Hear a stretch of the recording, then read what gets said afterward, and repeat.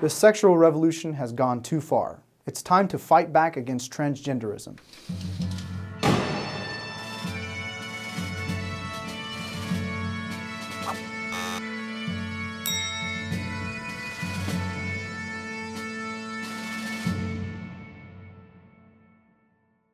It's pretty crazy, but I can go to any liberal campus and claim that I'm a woman, and students would agree with me. But if I were to go to a campus with a banner saying God created them, male and female, and distribute flyers against the evils of transgenderism, I would get a pretty negative response. Penn State! We are not straight! We are Penn State! We are not straight! We are Penn State! Equality for all! We want transgender people, equality for all! Make us so proud! What can you say to these unhinged, screaming liberals? Well, I'm going to give you 10 reasons that totally debunk this transgender madness. Number 1, transgenderism is tyrannical. In one sweeping diktat, the Obama administration ordered that all public schools allow members of one biological sex to use the showers, locker rooms, and restrooms of the opposite sex. In one fell swoop, the federal government imposed transgender bathrooms on all schools in the nation. And the states that opposed the measure were threatened with severe penalties, such as the loss of federal funding. Number 2, it fuels child abuse. Transgenderism is especially harmful to children. According to the American College of Pediatricians, conditioning children into believing that a lifetime of chemical and surgical impersonation of the opposite sex is normal and healthful is child abuse. Endorsing gender discordance as normal via public education and legal policies will confuse children and parents, leading more children to present themselves to gender clinics, where they will be given puberty-blocking drugs. This in turn virtually ensures that they will choose a lifetime of carcinogenic and otherwise toxic cross-sex hormones and likely consider unnecessary surgical mutilation of their healthy body parts as young adults. Number 3, it contradicts biology and science. Gender ideology contradicts basic biology. It's incredible. The same progressive movement that once worshipped at the secular altar of science, to the exclusion of God and metaphysics, has turned against its own science is everything dogma. Now, all scientific evidence that disproves the transgender narrative is discarded. Again, the American College of Pediatricians is clear. Human sexuality is an objective biological binary trait. XY and XX are genetic markers of health, not genetic markers of a disorder. The norm for human design is to be conceived either male or female. Human sexuality is binary by design, with the obvious purpose being the reproduction and flourishing of our species. This principle is self-evident. Number 4, biological sex cannot change. Those who embrace the transgender ideology pretend that men can morph into women or that women can morph into men, but their claim is false. It is physiologically impossible to change a person's sex, since the sex of each individual is encoded in the genes. XX if female, XY if male. Surgery can only create the appearance of the other sex, explains Dr. Richard P. Fitzgibbons, MD, Philip M. Sutton, PhD, and Dale O'Leary in a well-documented study. Every single cell in our body is stamped with our biological sex, and nothing can change that reality. Number 5, it warps manhood and womanhood. It's bizarre, but transgender ideology claims that biological reality does not determine one's sex. Feelings do.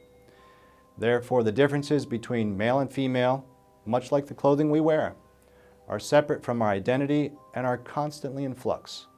Manhood and womanhood are just labels. Feminist ideologue, lesbian, and writer Simone de Beauvoir affirmed that one is not born, but rather becomes a woman.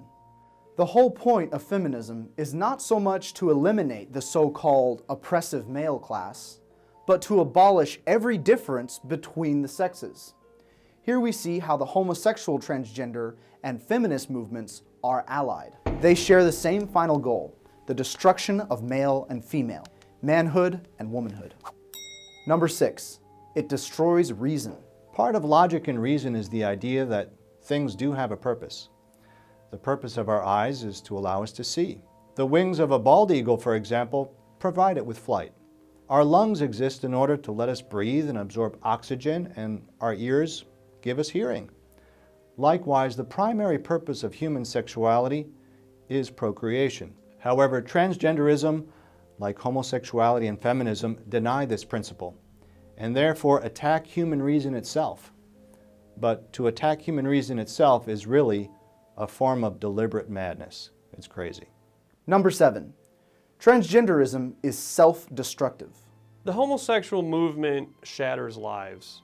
Regret, despair, and suicide are common among those who adopt the T of the LGBT lifestyle. Walt Heyer, a man who regrets having lived like a woman for many years, said, "I knew I wasn't a real woman. No matter what my identification document said, it was obviously a masquerade." Transgenders not only annihilate their birth identity, they destroy everyone and everything in their wake: family, wife, children, brothers or sisters, and career. Certainly, this demonstrates the behavior of someone hell-bent on total self-destruction and self-harm. Number 8, where will transgenderism lead us? Trans species? If a man could pretend to be a woman, why can't he also pretend to be non-human? Well, such a relativistic conclusion is regretfully already here. It's called trans species. It's also known as furries or otherkins. People with species identity disorder consider themselves non-human and are also featured at homosexual parades. When feelings replace reality, logic dies. The intellect, the highest part of man, is degraded. Man's animal side rules. And our godless culture pressures us to play along with these depraved fantasies. Once these disorders are regarded as normal, what can possibly prevent the unbridled passions from introducing greater forms of depravity? Number 9, transgender ideology and religious persecution. The transgender ideology may spark the worst type of religious persecution because it imposes a perversion of the mind, beginning with small children. Those who oppose it are targeted by this new religion of equality, which obliges children to attend sensitivity training and gender indoctrination. Indeed, those who cheer the homosexual movement, whether they like it or not, are de facto servants of a new religion. Its doctrine? Transgender ideology. Its false god? Radical equality and reckless liberalism. Its ministers? Leaders of the homosexual movement. And its acolytes? Liberal media, immoral politicians, and sadly, dissident members of the clergy. What is its inquisition? Anti-discrimination laws that threaten order and peace. Its excommunication? Anyone who speaks the truth is labeled a homophobe or even a transphobe. Number 10, it offends God. The desire to change one's biological sex not only denies reality, but it also offends God. Nobody is born male or female by chance, but in accordance with the plan of divine providence. Before I formed you in the womb, I knew you. Before you were born, I dedicated you. A prophet to the nations, I appointed you. God created male and female. Therefore, to intentionally contradict the biological nature of mankind is an act of revolt against our Creator.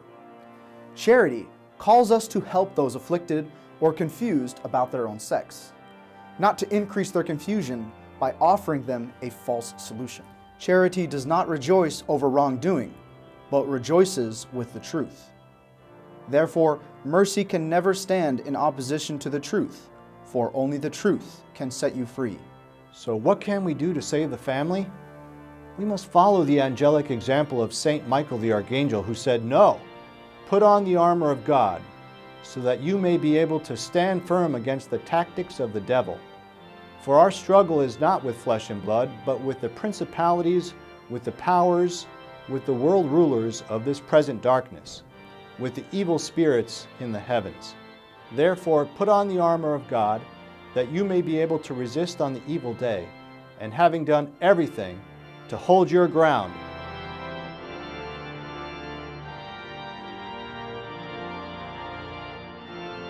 Please share this video with your friends and keep fighting the good fight.